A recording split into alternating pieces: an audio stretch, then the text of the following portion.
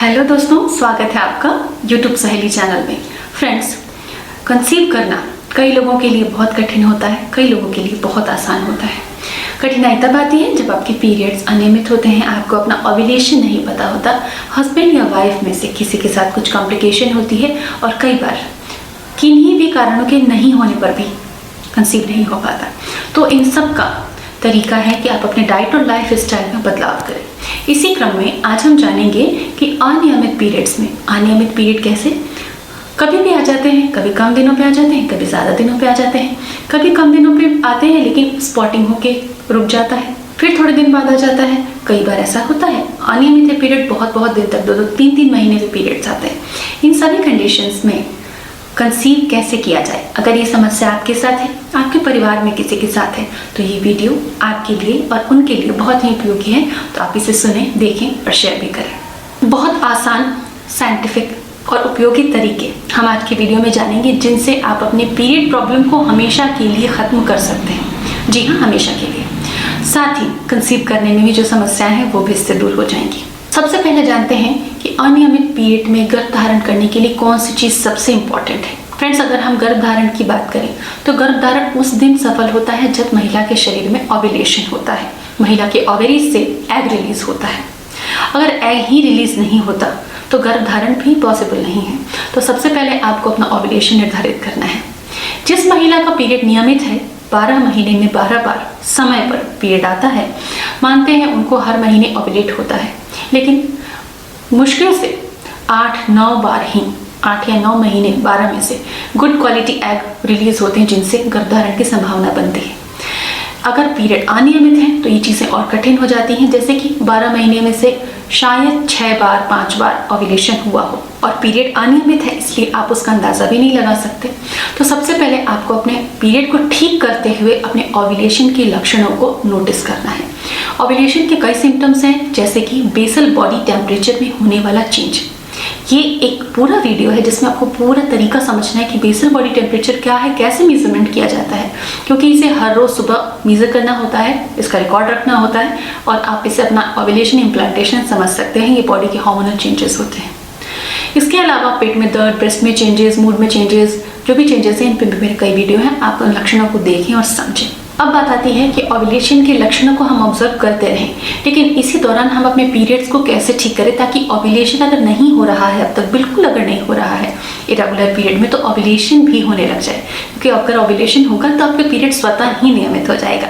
तो सबसे पहले डेफिनेटली कहीं ना कहीं आपके लाइफ में असंतुलन है, खान पान में, रहन सहन में, जीवनचर्या में, कार्य पद्धति में, वर्किंग जो आपका पैटर्न है उसमें कहीं ना कहीं कोई इशू है जिसकी वजह से आपके हार्मोन्स इम्बैलेंस हुए हैं।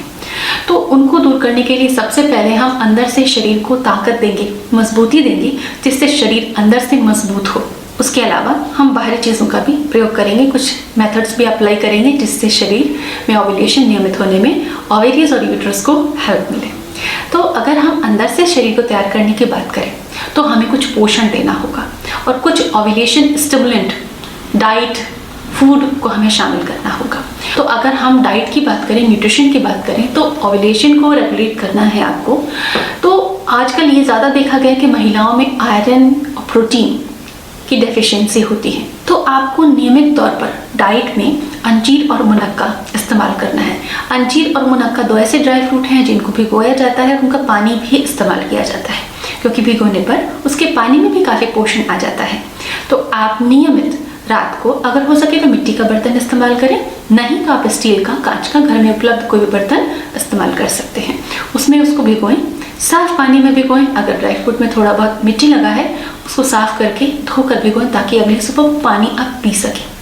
सुबह 2 अंजीर और 8 से 10 मुनक्के, ध्यान रहे किशमिश यूज़ नहीं करना, आपको मुनक्का यूज़ करना जिसमें बीज होते हैं। ये आपको नियमित लेना है, इसका कोई साइड इफेक्ट नहीं है।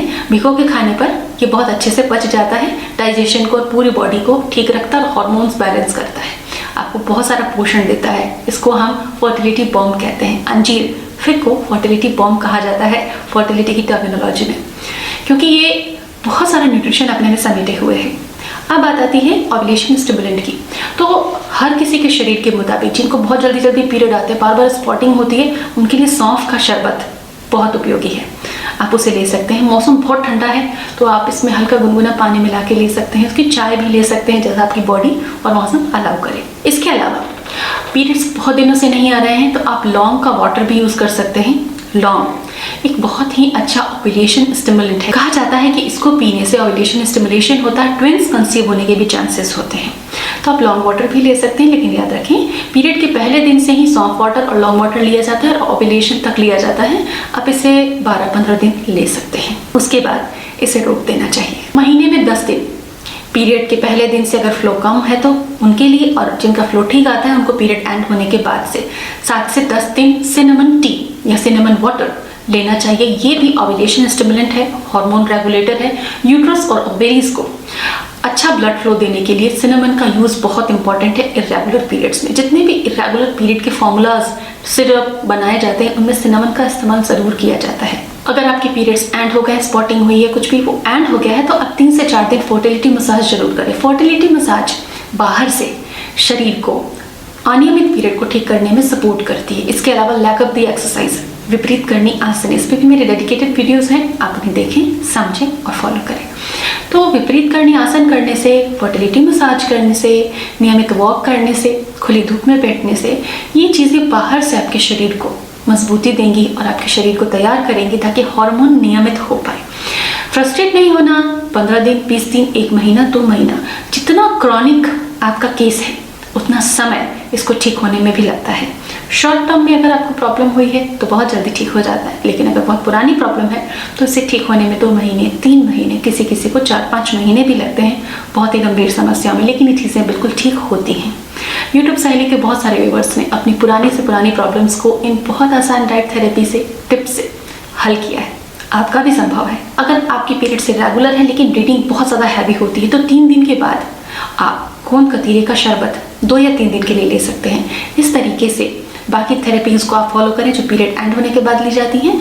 इन सब तरीकों को अपनी कंडीशन के अकॉर्डिंग अप्लाई करके आप अनियमित पीरियड को भी हमेशा के लिए ठीक कर सकते हैं और गर्भधारण भी कर सकते हैं।